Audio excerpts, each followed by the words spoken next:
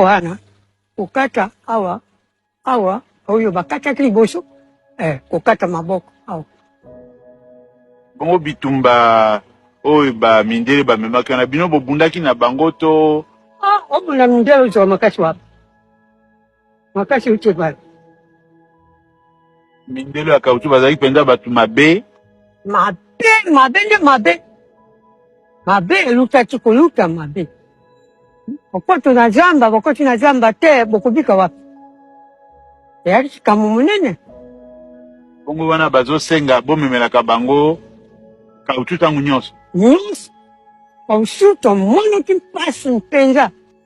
L'extrait que vous venez de voir est le témoignage d'un villageois, ancien collecteur de caoutchouc dans la colonie belge du Congo, aujourd'hui République démocratique du Congo, où sévissaient des pratiques innommables.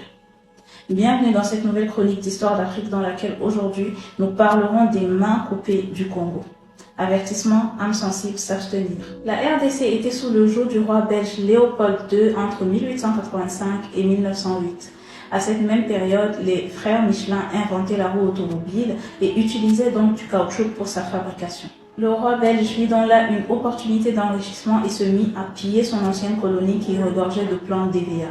Et encore si ce n'était que ça, je pense qu'on était déjà habitué à la gourmandise et à la cupidité des Européens à cette époque-là. Mais le roi, de plus en plus avide d'argent, mit en place un système de primes de ses officiels placés au Congo pour superviser la collecte. Plus tu ramenais de caoutchouc, plus tu avais de primes. Les superviseurs se mirent donc à forcer les villageois à travailler d'arrache-pied et élaborèrent des techniques de persuasion à travers les enlèvements, les viols, les mutilations et les massacres de masse, pour ne citer que cela. Les sociétés de concessionnaires dont était actionnaire Léopold II enlevaient les femmes des villageois qui devaient ramener des quotas précis de caoutchouc tous les 15 jours. Pour les récolteurs, c'était un jour d'angoisse parce que soit ils revoyaient leurs femmes, soit ils recevaient un châtiment à l'issue parfois fatale. Pour les agents, c'était le jour du calcul de leur commission et pour le roi, c'était tout simplement jour de joie. Pour pousser le vice encore plus loin, ce système des otages a été institutionnalisé et les agents des sociétés recevaient des licences qui leur permettaient d'enlever des femmes comme ils le voulaient. Les gardes africains de la force publique qui étaient sous le commandement des Belges coupaient les mains, voire les pieds des villageois qui avaient eu le malheur de ne pas livrer leur quota exigé de caoutchouc qui ne cessait d'augmenter. Cette pratique vient aussi du fait que les balles qui leur sont distribuées sont comptées, parce que les officiers blancs craignent que les soldats congolais les accumulent en prévision d'une rébellion, et donc pour chaque balle utilisée, ils devaient en prouver l'utilisation. Une cartouche utilisée égale une personne tuée.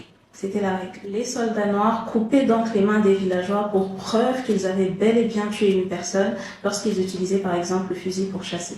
Et ils coupaient tellement de mains qu'ils devaient parfois les fumer pour les conserver afin de les présenter aux soldats belges plus tard. Et entre les deux, on avait bien sûr les viols sur les femmes et cerise sur le gâteau, les pédophiles qui violaient les enfants. Toute cette barbarie a été mise en lumière par une missionnaire britannique du nom de Alice Tilly Harris en 1898. Elle commence par photographier d'abord tout ce qu'elle voit et peu à peu les villageois mutilés aussi.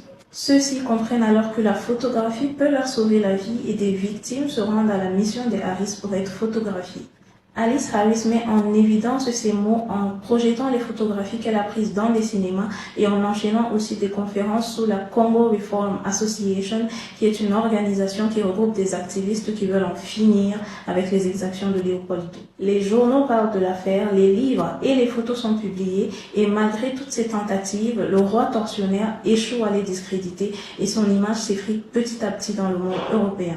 Il faut aussi dire que cette campagne tombe à pic pour les Britanniques et les Allemands qui eux aussi maltraitent leurs colonies, mais comme les Lumières sont braquées sur Léopold II, eux sont peinards. L'exploitation des richesses de cette région du Congo a coûté la vie à des millions de personnes et en a traumatisé plusieurs autres. C'est un pan de l'histoire qui fut longtemps oublié, un massacre de masse, une tuerie inouïe de cruauté, s'écriait l'OBS en décembre 2018. Et moi, je ne veux pas qu'on oublie Yola, mutilé pour prouver l'utilisation d'une balle, ou encore Ipongi, amputé pour punir son village de ne pas avoir atteint son quota de caoutchouc. Je dois l'avouer, cette histoire m'a rempli de colère lorsque je faisais mes recherches, mais j'aimerais souligner que ce n'est pas du tout ce que j'aimerais susciter en vous. En racontant cette histoire, je veux juste qu'en tant que Noirs, on connaisse toute notre histoire, mais qu'on ne laisse plus jamais faire cela. Les règles de communauté de TikTok ne me permettent pas de vous montrer les photographies des